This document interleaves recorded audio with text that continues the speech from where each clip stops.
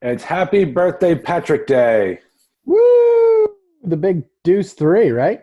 Oh, jeez, you didn't just say I did. that. He's That's not old. good. He's old.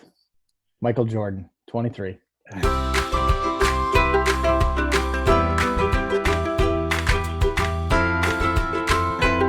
Welcome to episode 4, the Patrick Happy Birthday Day. So this whole podcast is just to sit there and tell Patrick how young he is. Oh, dear. 23 years ago today, Patrick. Huh. Wow. What were you up to at 12:03, 23 years ago? I was 20, so 12:03. Yeah. I was in college. Yeah, so I was we're not going to get into that. I was probably student teaching, so I'm okay. I think I was probably doing something similar to this, just not with Zoom. Gotcha. I actually have a degree in sports medicine. That's what my actual degree is. So I was probably at the fields. Taping up somebody's ankle. Yes, probably something like that. Yeah. So Crazy. yeah, Patrick, you look like you got like a polo shirt on today, like it's nice out or something.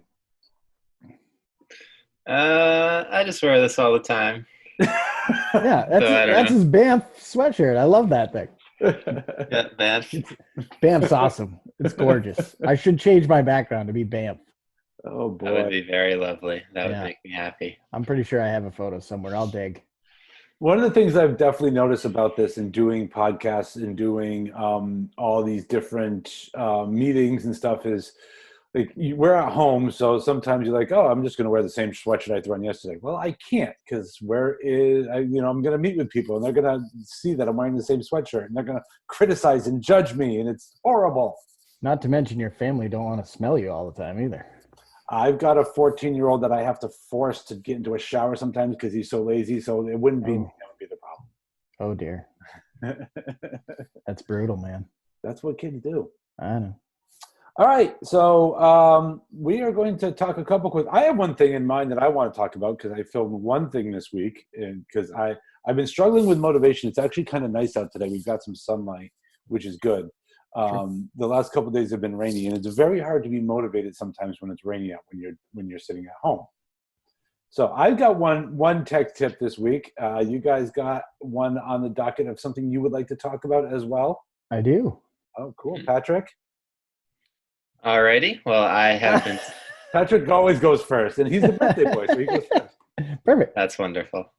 I've been scouring the Google Teacher Center looking for some helpful tips that teachers might, want to utilize during distance learning. And what I found and what I wish I had known about when I was in high school, if it existed. Oh, wow. That's really There good. you go. There's the Banff Fairmount. Yeah, not distracting anyone at all. Send me It was back. great. Go to golf course too, man. Well, I haven't golfed, but just hiking in those mountains is pretty Gorgeous, unreal. right? Yeah. But anyways, back to the task at hand. That's right. Stay What I want focused. to talk about is the Explore tab on Google Docs. Basically, it's a way to it's kind of dual purpose. It can be used for research if you're writing like a short paper, and you kind of make an outline or something, or like write what you do know. Then you can go into the Explore tab and it will find some resources for you, and you can do some extra research and drag some quotes off of the resources that Explore gives you. And what's really helpful for me, because this always annoyed me when I was in high school, is that once you get all those quotes and you get all those things you want to reference, then you can just hit a button and it will cite it as a footnote automatically. So there's I don't know if you guys know Noodlebib or anything like that, but I mean, that thing is the worst.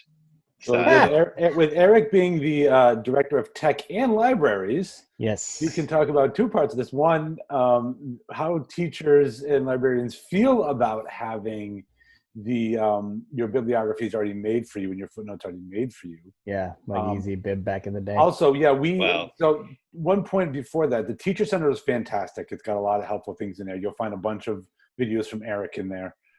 True. As well as a few other things that are absolutely great.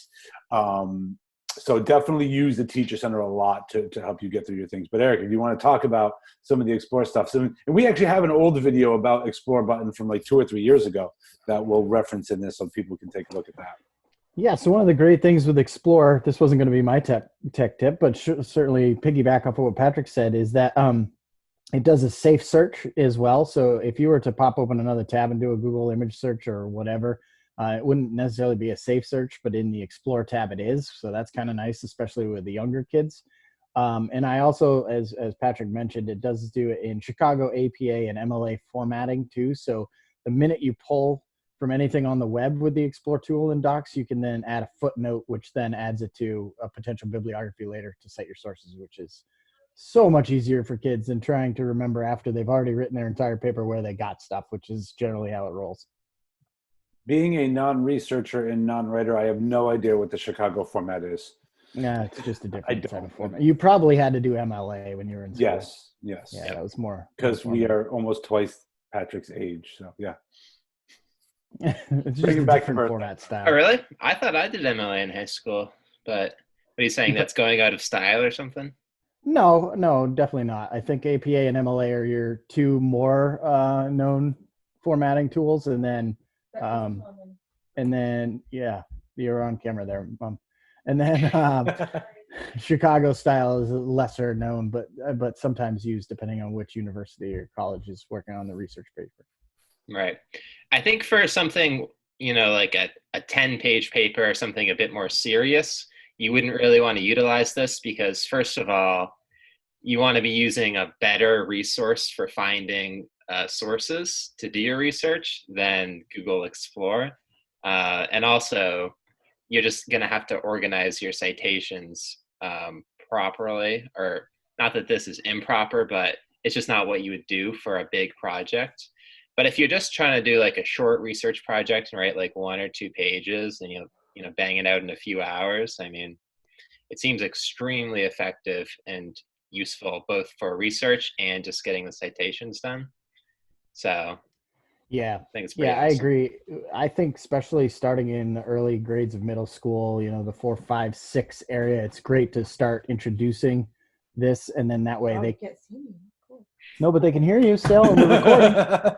Oh my God, you got a lot of it. That's a great way to introduce sort of the style of citing sources on the fly. And then you're right, Patrick, once you get into more detailed, you're going to want to have like Google Keep Notes or things like that actually have quotes that you've pulled out of scholarly journals and things of that nature rather than a quick Google search. It is nice to have that quick key footnote so that we can remember that whenever you take something from the web, you should cite your sources and not just claim it as yours.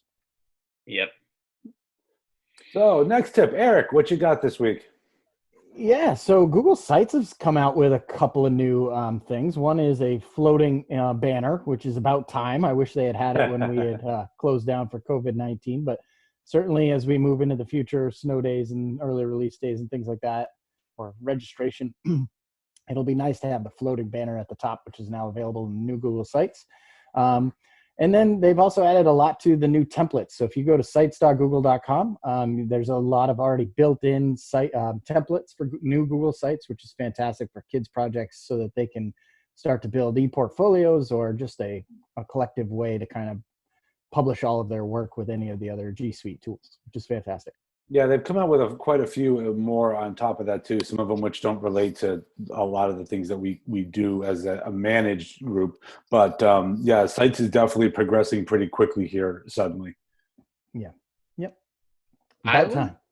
I was recommending Google Sites to a teacher at YHS recently for aggregating like projects that her students were completing for a class, which she wanted to share out to the community. Yeah, Sites is definitely good for a portfolio style of usage, especially in the high school, for sure. I'm wondering, like, do many teachers in the district use it like that? Because I feel like it makes sense, but I haven't seen that a ton. So it depends on the level. On the lower levels, we don't necessarily have Sites turned on for students because it's hard to manage off from the back end to make sure they're doing things in an appropriate way. So then you're leaning on the teacher to be the person managing all those sites, which is hard. A lot of the teachers themselves, they have websites or web building programs that they've used for a very long time. So it's hard to say, hey, by the way, you have had this site out there. It's a great site. You're doing fantastic things with it. Scrap it. Let's go with Google Sites. Like that's a hard thing to tell teachers to do. So we tend to let the teachers continue to use some of the sites that they've been using to be able to house student work and stuff like that. And I think part of it too is when Google Apps changed over to G Suite, it was Google Apps for Education. They kind of rebranded. All the tools got an upgrade except for sites. Right. We were still on classic sites for a long time. When they went to new Google Sites, they made it, there's not as many bells and whistles, which isn't a bad thing for education, but we had people who were using some of those like Twitter gadgets and stuff like that. They were asking, where is that stuff? So they abandoned sites for quite a while it needed to get its upgrades. And that's when they went off to the Weebly's, the Wix, the other portfolio areas. And I don't know if they saw as much value in it as now that it's available and works so well with all the G Suite tools. It is a great platform to just publicly showcase and share what you've done. And the nice thing about new sites too is you can work collaboratively on a project. You can make it available for your domain without making it public. Right. So kids can work on portfolios of actual work showcasing their strengths and weaknesses, which isn't something you'd want to publish to the web. Right. But then they could share it with their teachers, their advisors, whomever they're working on. And I know I would have done that in my student teaching, and that would have been a perfect way to kind of showcase everything all in one spot and still be able to push it all together. Right. One of the hard things that we will always face, and Sites definitely exemplifies this, is you don't have to be a master of sites to help kids work with sites. No. I mean, that's something that comes up quite often when people are trying to work with things. They think that, well, I can't show kids how to use it because I don't use it and I'm not a master of it. Yeah. It's got a very user-friendly interface. There's a lot of drag and drop materials that you can quickly come up with something that you can then help work with your students to be able to use those types of things like you were mentioning. Yeah. There's no XML, HTML programming that you really need to know in order to build a site at all. It's all drag and drop, and it works so well with all the other Google tools that you can embed just about anything you've already created. The big thing is just making sure all of your elements are also have the same audience in mind as the site. So many times we embed a doc or a video or something, and the doc and the video isn't made public, but the site is. And unfortunately, that's when you get that little gray box that says you need to sign in to see it, which is a little confusing. I wish once you embedded something, it almost sent a trigger that said, are you sure you want to do this? Because this isn't shared with everybody in the world. There's definitely some hiccups and some issues and things like that can be out there. But for the most part, like you're saying, I think that it's a really great tool, and we should probably try and find more case uses of it like we're finding now. And, the site is sort of the skin, the wrapper of all the work. You're still going to have everything basically saved in Google Drive. So my tip is always create a Google Drive folder that has your audience in mind, whether that's for the whole district or it's going to be public. Make the folder public if that's the case, and then drag all of your Google elements to it before you then publish on the site. Then you're guaranteed everything's going to be viewable by whomever the audience is for the site at the end of the day. Yeah, that's a really good point. Like the sharing settings on Google Docs is something that occasionally trips people. Like people are pretty good. Like if they make a doc, they set up the sharing settings. But if you're messing around with something like Google Sites and you make the site public, but a student sent you a link to put on the site, and the student shared it with the teacher and just him or herself, then you kind of have an unforeseen issue. So with both sites and forms, you come across that a little bit because both of them not only have a collaborative feature, but they have a publish feature as well too. So you have to be able to know the difference between when you publish something and what that looks like as compared to when you have a collaborative link and when you add people to collaborate with it. So those are definitely things to pay attention to when you're working in sites and forms, because they both do that similarly. Yeah. So, all right. So my little tip this week is actually something that I sort of created because through last week and this week, I've had a lot of teachers that said, hey, I wanted to work on things that had to do with graph paper. And I don't have graph paper to send out. So how do I work using graph paper with students? Well, the problem is a lot of teachers, especially outside of York, don't necessarily have the ability to use Jamboard because not all of them are using Chromebooks. Right. Some might be using Windows devices. Some might be using Macs and so on and so forth. So I gave out a quick tips of 2 ways to do it. One is Jamboard. Open up Jamboard, change the background to graph paper. The other way to do it is, and I will put 2 links in there, is I created graph paper in Google Slides. So essentially just take a background, I take a picture, find a picture of graph paper, use that as the background on your slide deck. And then when you have that as your background, you have a whole bunch of pages that automatically have the graph paper in there. And then so you have that, and then you can put your coordinates on there, your X and Y axes and stuff like that. So I have both those in view-only access so that you can just take them and use them as much as you want, as well as a quick tutorial as how to do that. So awesome. That was just something that had come up quite a bit. So I figured let's get it out there because the math teachers want to use graph paper. Yeah, I can understand that. And that makes sense. Yeah. Cool. So, good tip. Those are our tips for the week. And I want to point out as we finish the tips for the week is Eric constantly thinks it's great that I'm the one that has all the powder in these videos. I think Eric has predominantly dominated this conversation. So congratulations, Eric, for taking that crown away from me. Yeah, no problem. I think this time, though, the patter was more focused on the tools rather than the silly things we were wearing. But there's nothing wrong with that. People want both. And I guarantee in the comments we're going to see everything. So that's going to bring me to our next segment as it is Patrick's birthday. Woo! Getting to know your young tech guy on his birthday. Segment 2. Segment 2, real quick. So this is again, it's a simple, quick question. Patrick, what have been some of your favorite things to eat growing up here in New England and in this area? Favorite things to eat? Yeah. Well, I don't know that I'm into anything particularly New England You're not a lobster specific. Guy? You're not a clam chowder guy? I've never had a lobster. How about that? Oh, you live in York, Maine. That's a big New England thing. Wow. We're out there. That's a good one. So when you went to Banff, did you have poutine? I did not have poutine in Banff. Wow. I'm terrible, man. I love poutine, but it is the worst thing on the face of the earth for you. I mean, it's up there. It's pretty close because it's one of those they should have done a Saturday Night Live sketch on back in the day with Farley and Ditka and Probably the last time I had poutine was when I was like 10 years old at Gillies in Portsmouth. Gillies. You know Gillies? Oh, of course, but not Legendary. as a 10-year-old. I don't know Gillies. Well, that was only a few years ago for us, Eric. You were 30 at the time, so yeah. And it wasn't 12:20 p.m. It was probably 12:20 a.m. Yes. Ooh, oh yeah. Don't know why that would be. Gillies, it's open late. All right. So again, another week down. We're getting through this slowly but surely.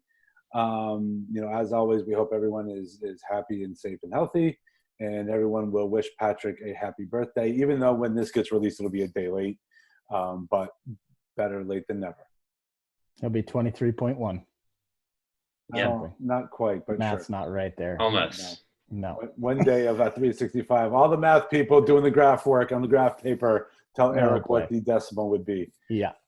So, all right, gentlemen. Have a good rest of the week. And happy birthday again, Patrick. Thank you. All right, guys. We will see you next week.